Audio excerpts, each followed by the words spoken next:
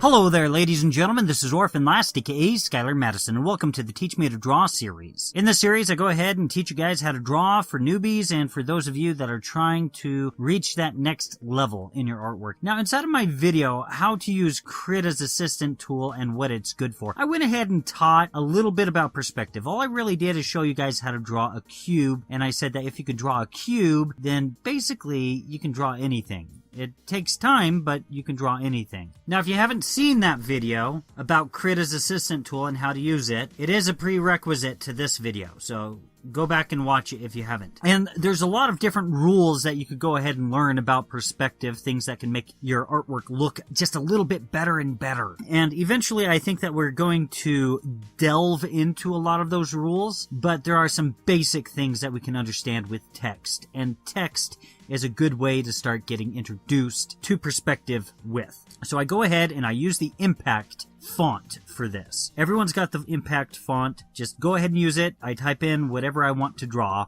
in 3D text. Now, I understand that there is software that will do all of this for you, but, learning how to use a piece of software to do all of the thinking and all the work for you doesn't actually teach you how to draw and how to do it yourself. There are reasons why you would want to do this for yourself. It's really not the tool, it's the artist. And there are people that are graduating art school that don't even know how to draw. So it's important that you actually learn how to do it properly. So I start out by just kind of demonstrating something, okay? It's not to necessarily tell you how to draw it out, but I'm drawing these blue lines in perspective all the way down towards the vanishing point. Now, this is how a lot of newbies go about trying to draw out stuff in perspective, and it makes it very difficult. And each one of these lines that are going off towards the vanishing point are lines that come from a corner of the H. And it gets really difficult. There's just too much noise on the screen. It's hard to juggle which line goes to where and what's going on. So I don't necessarily recommend that you try drawing each line all the way stretching down towards the vanishing point. But once you see me draw out the back face of this H, you'll see that I've drawn out an exact replica of the black H. So why don't you just copy each one of your letters and move it down and to the right? Well, here's the reason why. You see me go ahead and go draw out the W in a similar sort of workflow. And I draw this W out kind of sloppily, but it's fine because most of my perspective lines wind up getting obscured by the W itself and the A right next to it. But really, the main takeaway here that you need to notice is that when I go about drawing the back face of this W, I'm drawing it down and to the left, whereas the H was down and to the right.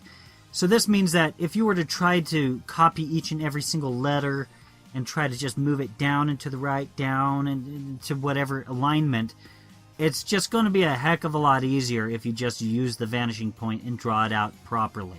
Just saying, it's a lot easier just to draw it out properly. Now, there's a lot of eyeballing inside of this video. I don't use a lot of really technical and formal techniques inside of this video. But one of the things that you need to notice is there's this red line that's going all the way across the how to draw text. And that line tells me how much depth these lines have. And so the next step is to clean up. Now, this is one of the hardest parts. Trying to realize what lines need to be cleaned up and what lines need to stay. But if it's inside of the letter itself, you can get rid of it. And ultimately, it's difficult for me to teach you everything. I know it's called the Teach Me to Draw series, but ultimately, what I can tell you is the formal technique, and then it's all up to you to do all of the thinking. I can't think for you. So this is your assignment for the week. Now, I understand that everything inside of this video is moving fairly quickly, but what I'm noticing is I'm getting constructive criticism saying your videos are too long. Okay, well, how are you going to learn how to draw in less than 10 minutes or 10 minutes alone? I don't understand that. And then there's people that are saying, oh, but your videos are moving too fast. Okay, well, how do I try to balance both? I don't understand. So here, let's take a look at how I draw out this W.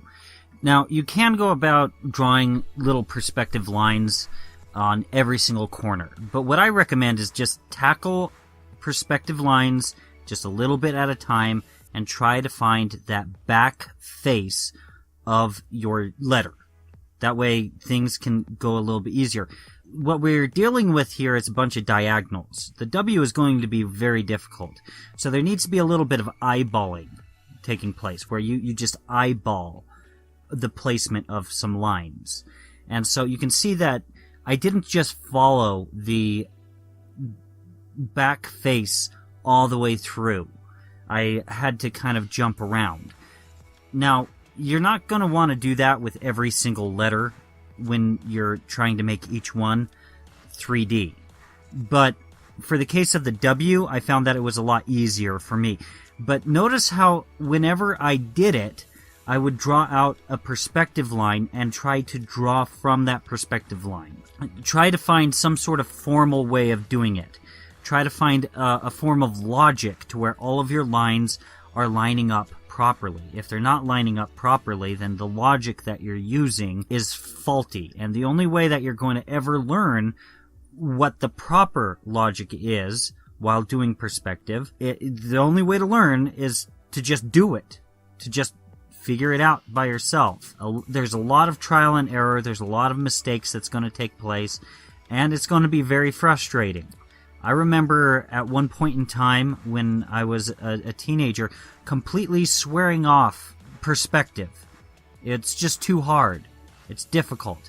And it took me until I was in my 30s to try it again. And really honestly, the moment that I started to really tackle perspective was when I started using my YouTube channel.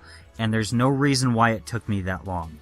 Now, this is actually the easiest exercise that I can think of right here.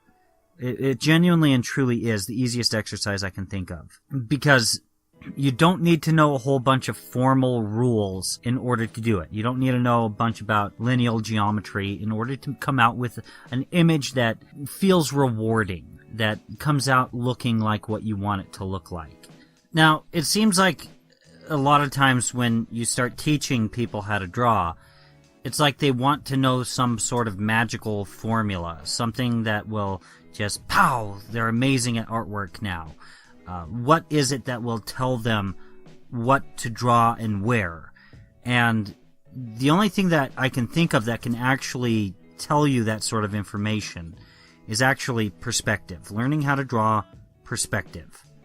And it's weird because most of the time when you actually try to teach someone perspective, they get resistant because they say that it's not expressive or anything like that.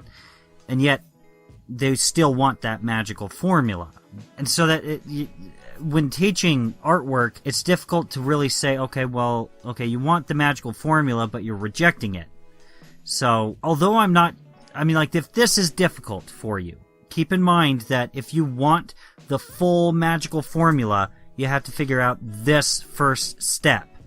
You have to figure out how to make text 3D just by getting the corners of each of these letters to go towards the vanishing point. That's what's called a perspective line.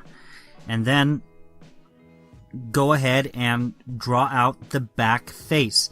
Not only that, but you need to put into account every face of what you're drawing. Otherwise, it's just not going to come out right.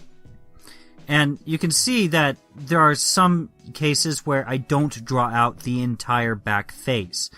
Now, while you're still learning, I would recommend that you actually still do try to draw out the back face and try to get the perspective lines and everything to match up perfectly while you draw out that back face.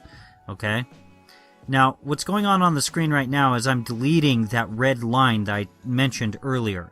The red line that told me how thick, how much depth each one of these letters have. And the reason being is because I'm ready to make the lines thicker and consider it to be finished, at least the upper portion of the text that I wrote out.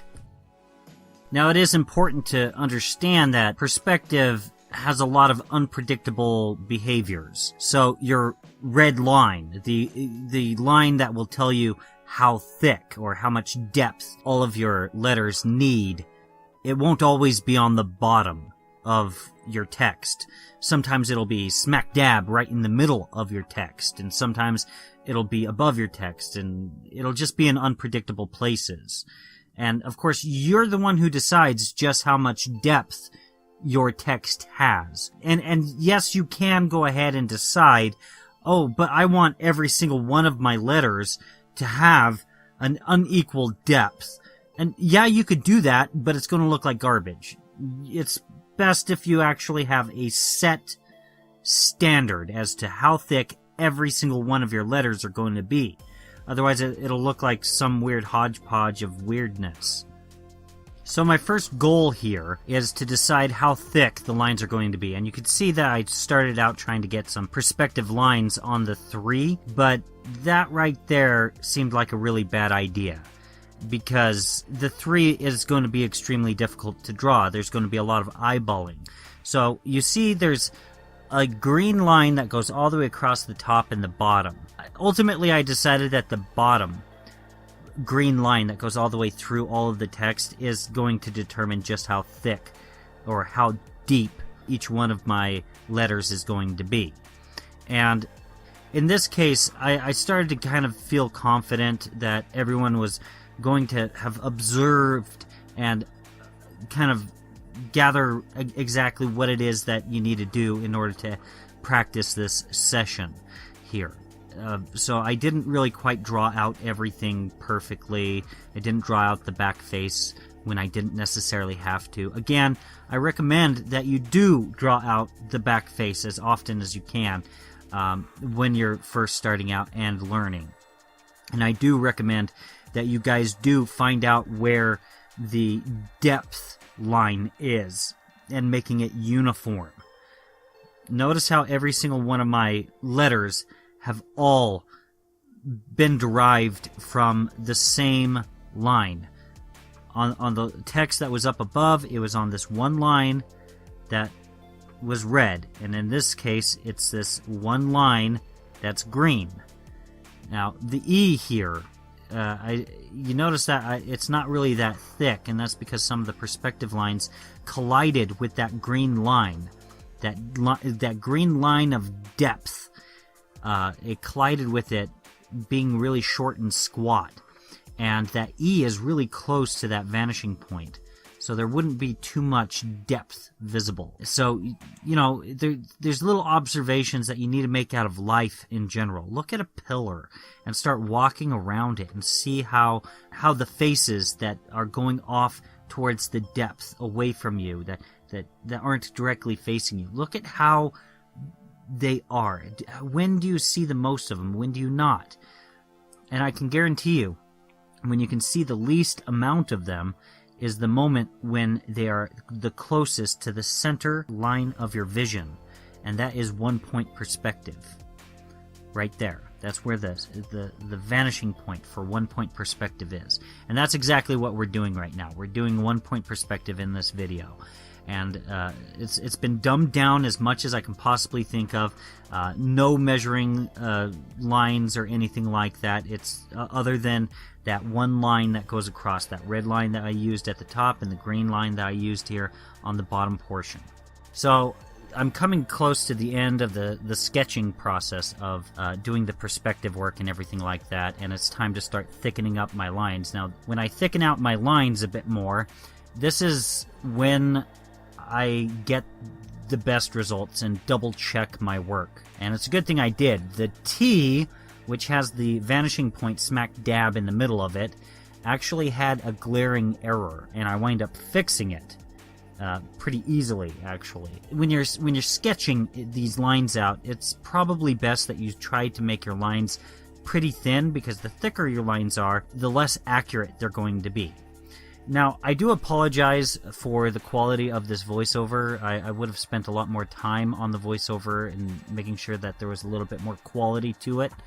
But, you know, my birthday's coming up, and you know, I don't take much time off from doing YouTube, and so this is what I came out with, and Hope you guys are following through with these assignments.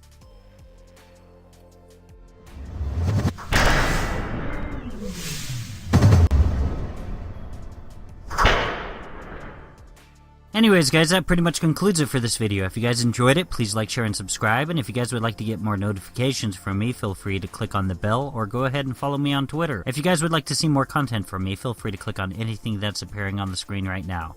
Thank you very much for your time.